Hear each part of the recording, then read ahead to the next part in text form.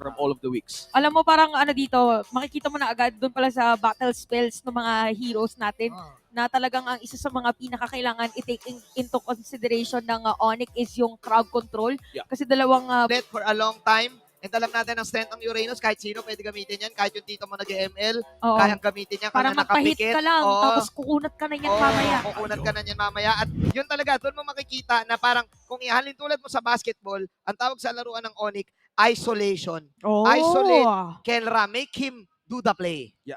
I think the isolation is one big factor na kailangan din nilang ingatan dahil madaming ang tendencies na pwedeng gamitin ng ultimate ng isang Luo Yi in terms of macro play. Kasi kanina kung babalikan natin ng Keys to Victory, focus on the micro play. Eh ngayon, mas lumalaki yung chances nga with this kind of pick. Mas nauuna ngayon cheese strat or cheese pick na ginawa ng Onyx Philippines. Pero ngayon on the standard build skin emblem, is there something na pwede lumamang for our gold laners? Tingin ko, ang matindi pa rin dito, yung kay Kelra na masakit yan lalo-lalo na nag-build siya ngayon ng isang item na pang-counter din for sure dito sa Clint doon sa double shot. So parehas silang gustong bumanat dito. Wala munang makunat na gold lane dito pagdating sa mga emblem nila. Gusto nila gera. Again, Damage ko damage. the rivalry between Oheb and Kelra. Ilang beses na nagtapat yan?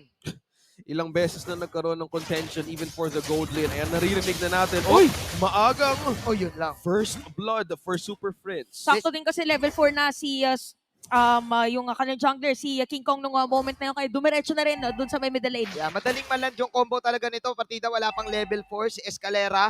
Pero yung rotation dispersion combo with a sweep, ang daling ilan. Oo, kita nyo sa may bottom lane, no? Grabe ang aggression na ipinapakita dito na side ng Onyx. Ito kasi Sensui pa nga yata ang bibigyan.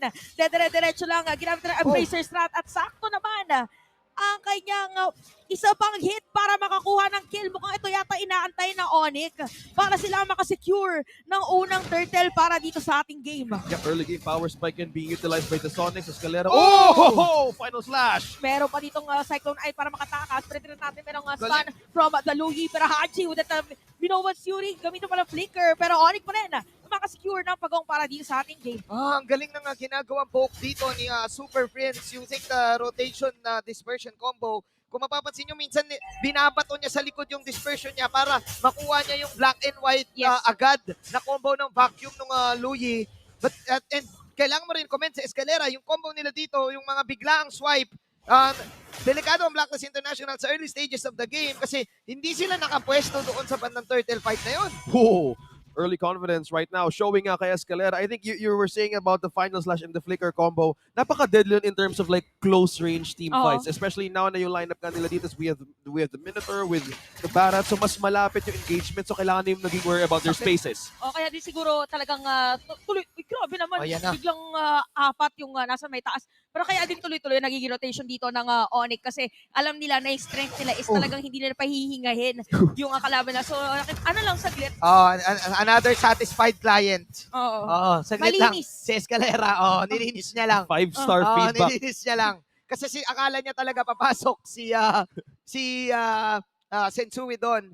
But if you're Blacklist International, itong Barat na to, umuuso talaga para siyang nagiging pangalawang kadya na may retry yung dating. Uy. Kailangan makaburst sila dito ng matindi kasi mukhang laging ready ang Onyx. Ayun Naku, nag-combo. Ang galing naman ni Prince doon, kabisado niya. Tuloy-tuloy lang din no? Pero may kita natin doon si Escalera nga mabibigyan. Ginamit na rin ang Eternal Guard pero merong vengeance para makatakas. And look at Oheb! Makakakuha ng kill at maka ito pagbawi yata sa side ng Blacklist International. Nag-pick na rin dito. Patay na rin si Haji nga lang doon sa may bandang gilid and the Super Friends ay buhay pa rin. Great positioning onto Oheb. Nagkaroon ng free hits onto that to the back line of Onyx Philippines. Nahirapan doon even makakuha ng even na counterback kasi naka-focus sila doon mismo sa frontline or sa backline na pa-away from from Blacklist International. Magandang bawi daw para sa side ng Black pero yun yung problema. Nagamit na yung vengeance dito ni Edward pero makakatakas pa nga din gamit nung kanyang buoyant dance. Parang naglalakad sa may tubig. Nag-dance out. Ang problem dito, though, nasisira yung rotation ng Blacklist International, yung na-advance kumbaga. Kasi ang bilis nung diversion play Inpok ang kabisado ta ng Onyx. Mukhang praktisado nila yung Luyi. Oo, 5 pa nga agad yun na dito para sa side ng Onyx at mukhang ready na nga sila for another team fight. Grabe. Pero final slash na gagamitin at meron pang taunt doon para sa kanilang jungler at may iwan pa nga dito si Sensui. Ay, Makakatakas ba pero meron pa rin bagong talon. Kinko makakakuha ng kill, dire-diretso pa nga ang Onyx habang si Kelra sumisira lang ng torre doon sa itaas. Tataas ang kalamangan ng Onyx dito for sure. Nakadurance na rin si Super Friends para kahit paano ma-withstand dito si Haji. Blacklist International, yung gusto sana nilang mga objective na mawala. Grabe naman sa ilalim ng torre. Sakto na naman. Nakita na natin to last time. At gagawin na naman nila final sweep. Tapos diretso higop. Walang makakatakas. 4-0 and 2 para kay King Kong. Nakabawi din. Sinubukan din kumuha ni Edward ng trade sa taas with the push of the turret. So may konting bawi din from the bottom lane for the EXP lane. So grabe yung nag-exchange dito Si King Kong, you have Escalade, Super Fits. Sama-sama at yung nagiging initiation sa kada laban na makita nila. Probably siguro kaya din na gano'n na lang din yung ginawa ni Edward sa moment na yun. Kasi if ever na siya yung tumaba mamaya or siya yung magkaroon ng farm, parang siya yung magpo-force naman dito sa dikit-dikit or sanib-sanib puwersa na ginagawa ng Onyx na, uy, teka lang, napapabayaan natin yung sisi, kailangan natin bantayan. Oo, mukhang na kay Agent Zero ang bola. Pero kasi, Mr. Kelra, kung iisipin mo, pag umarap dyan si Agent Zero, ay kaya ding sabayan ni Kelra. But then again, purify si Kelra dito. So I can still say na Blacklist International right now, hindi na sila pwedeng magbigay ng ultra big objective pa. Itong next turtle. Kasi magsusnowball yung kalamangan ng Sonics. Yeah, even the Nathan onto the snowball. So ngayon, level 9 against level 8 against OHEB. So kailangan din na bandayan kung paano nga magiging late game damage answer potential nga ito ng Onyx against Blacklist International. For defense ang pag-uusapan, kailangan din nila mag-build up doon. Sensui here as well and Haji ang magiging frontline answer. Pero ito yung problema ko may Nate. Alam mo yung switcheroo position na ginagawa ng hero na ito na kailangan mo din talaga bantayan. Oo. Parang ang hirap huliin if ever. Kailangan yung dito ni Haji, yung kanyang Minovan Fury, ay saktong-sakto. Regard si Super Free. Pero parang ang hirap po ikaw yung Minotaur. Tapos Ang hirap, may Lugi na may may damage. Yung may na. vacuum eh. May Oo, may vacuum eh. Mababacuum kasi si Haji nung Luyi. Kailangan maulit ni Haji yung ginawa niya nung last time nung nag-compete sila, yung nahuli niya yung Sham kasama pati mga cameraman. Kailangan ganito, no? makapag-set up siya ng 5 kasama pati mga cameraman. Pero again, it's going to be a challenge since may sweep, tapos meron pang rotation vacuum, ayan kagaya niyan.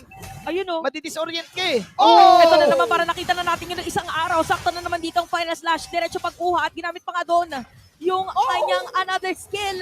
Unstoppable na dito si King Kong at sasama pa na isa double kill sa ilalim ng torre. Makuha nga lang doon si Escalera dahil tinamaan siya ng turret. But still, dire-diretso pa rin ang ginagawa dito ng Onyx na pag-pressure sa may bandang gitna. Ang hirap nito. Ang daming mga misdirection plays na ginagawa ng Sonics dito. Remember, may entropy pa na hindi mo rin alam saan pwede manggaling yung damage output sa mga platito. Edward. Ay, naku po, si Edward ang mabibigyan. Yata, pero makakatakas pa rin, makunat lang naman. Boy. Isang sisi at si King Kong dito ay papatay sa kamay sa bala ni Oheb. At dahil dyan ay nagpo-blow naman ang minion wave ng Onyx sa taas. Grabe yung nagiging setups yung na ginagawa ni Escalera. No? Final slash paso kung merong opportunity. Tapos yung mga angulo na bibigay ng first team. On point na makakuha ka agad ng dalawa and na-force mismo yung Blacks to respond with all of their resources. Na-mention mo kanina about isolation play. With this kind of diversion na ginagawa ng Onyx, I think they need to be worried kung kailan nila pipindutin yung ultimates na yun o what also not to the extent na mag-overthink din sila na hindi gamitin yung skills na yun. This is just Blacklist International reacting to what Onyx is doing right now. Good thing kamo na shutdown gold yung nakuha ni Oheb kay King Kong. 6-0 si King Kong doon. So malaki-laking gold for sure ang nai-impact ni Oheb. And with this, pwede siya kumuha siguro ng extra item. Maybe a Malefic Roar. Nakakita na nila dito kung nasa si Edward. Pero makakapag-dash away pa din with that buoyant dance. So naramdaman ni Edward dito na, teka lang, parang iba ang si Imoy at ihip ng hangin doon sa may bandang gilid na damo. Pero lumabig sa area na yun. Pero lumamig bigla. nagpalabas ka agad doon ng umiwas na kagad. But that's the game sense of Edward na hindi mo na nga pwede nga magamit doon. Kasi yun yung kailangan na bantayan mo sa threat with the Louis. Anytime around the map, backline, frontline, kahit sa gilid, pwede ka talaga yung super side. I think this is going to be a free lord though. Para side na Sonics, walang contest! Hindi na nga makakapag-contest pa at mukhang may iwan dito ibang mga players. Pero sabi ng Onyx, kailangan na lang muna natin maging maingat, antayin ang Lord na dadaan doon sa may top lane. At grabe, sobrang linis ng performance ng Onyx dito. No? Yeah, this is a composition na kabisado nila. Meron silang Uranus na kaya magbigay ng vision all throughout the map kasi secondary tank na yan. Si Escalera pang setup na lang talaga. Tapos si Kelra nakakapag free roam sa laban na to. If we're gonna talk about basketball references, kung si Kelra dito yung shooting guard, shooter para sa side ng Onyx, meron sila ditong ultra small forward which is si Super Prince na ang laking bagay din ng mga ginagawa niya. Remember, binibigay pa sa kanya yung mga purple. And I think ito True. na yung ito na yung era ni Super Prince na siya na yung nagsashine din para sa team na to. Yep, it's all about how they wanted to make it work for team play. Pero kung kailan pinag-uusapan, look at the gap. It's a 2-level gap against OHEB. Damage-wise and even XP. Ang daming pwedeng gawin yung Onyx. Philippines even take down even inside the base of Blacklist International. Pero kaya ba nilang depensahan ito?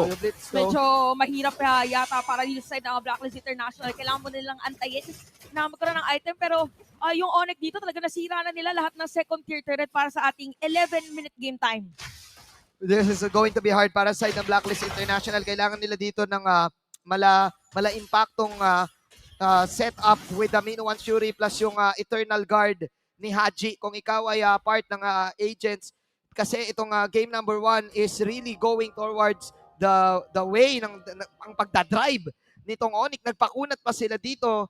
So, it's really gonna be hard. Plus, look at this. Ito na yung Winter Truncheon. Ito na. Super Prince. So, pwede na silang mag-outplay pa. Yung parang magpa-bait siya saglit. Oh, Winter Truncheon. Ay, ulti diversion Winter Truncheon. Tapos diretso na lang siya. Kanina ka pa nagbibinata. Ayos ba yun? Ay, Okay, yung ano mo ngayon, Manjun, yung iras mo ngayon. Oo, binata era. Ito Lord Advantage na nakawan nga doon ng Orange si Sensui. Pangalawa na rin to. Divine. Ito na, yung purple na rin ay pwedeng makuha the advantage. Look at the gold benefit. Leaning forwards 7K. with Onyx. Yes, 7K. O even for the gold lead. Sabi niyo kailangan mala-impactong gameplay. oh, Why pa rin naman yung crowd control eh. Siguro ang pwedeng gawin dito ni Edward is pumunta siya sa back lane, but then again, this is a CC eh. This is not a Yuzong. No, yung CC kasi yung pag-yo-yo blitz siya, yun yung damage output mo eh. oo. Hindi siya yung parang lapo na talagang bibiglain ka. May crowd control, hindi din ganun ka ang crowd control unlike other XP laners. Malalaman mo kasi saan manggagaling din yung CC kahit na mabilis siya. So, alam ni Super Prince, plus flicker si Super Prince dito. So, kaya niyang maiwasan kagad. So, hindi rin ganun kadali yung buhay ni Edward makapag-blank. Ano lang talaga to? Kapit. Kapit blacklist lang to kung blacklist ka. Oo, pero sa Onyx, tuloy lang. Parang Oo. kailangan lang nilang ituloy yung aggression na ginagawa nila at iwasan ang pagkakaroon ng asim plays. At with discipline, ito yung sinasabi ni Kelra na with brain. Oo, ay, yun na! Nakita natin doon, meron final slash pag-counter, pakakatakas pa nga si Kenza. Ay, Pero Haji, ganda! gamit na dito ang flicker, Minova's Fury, meron pa Disney Stomp para ma-knock up dito ang ibang mga players habang nandoon sa may madalikod, si Edward ay mahihigop ng vacuum! Masakit yung chance pero hindi sapat para ma-sustain ang damage dito na Onyx, kaya -1 ang Blacklist International habang sinisimulan at kinukuha ng Onyx yung Lord. That was a good placement of the missile expert. Kaso nga, nakuha nga din si Edward. Pero nakuha Diversion! nga ng Onyx. Ay! Diversion! Ay! Naku po! Grabe naman, hindi pa tapos. Sabi natin kuhanin din daw nila yung orange buff. Beautiful MLPP para sa side ng Onyx Philippines. Kung nakita natin kanina, nakapag-purify si Kelra tapos entropy out, nag-live steal pa siya ng onti sa may orange buff. Tapos hindi pa nga tayo tapos magsalita. Nag-TP na sila. Masterful usage of this Louie and Arlot pick, Super Prince and Escalera all together now para sa side ng Onyx. Sobrang bilis pa na mag-push dito ng Nathan talaga. Kita mo, parang Level kada 15. bitaw. Diretso na agad. At kita natin ngayon na magkaroon pa ng minion wave dito sa may middle lane. Pero nasira na agad yung inhibitor turret sa may bottom lane. Sensui nagbabalik na rin for Blacklist International. Isang tore na lang naiiwan para sa code na ma-defensa. Waves are pushing in as well. May Lord din sa taas. Grabe yung nagiging play na to. The mastery onto this Louie. Grabe, 10k gold lead para sa side ng Onyx. Kung boring pa rin ang MPL Philippines, may bagong inahain ang Onyx Philippines naman para sa iba. Dahil dito sa mga cheese strat na sila lang ang nakaka-pull off. So kaya pupunta. Saan okay na punta sa may bottom lane. Parang kahit ikaw yung nagkakas, Conceal. kakabakas sa pupunta. Pero kita natin meron final slash. Halos kalahating buhay dito ni OM. Siya ay zone out pero nagamit Wow. na din yung Eternal Guard. Habang yung Lord wala yata din defense. Double kill nasisira as Onyx wins game number 1. A clean game for the Sonics for the first game of the series.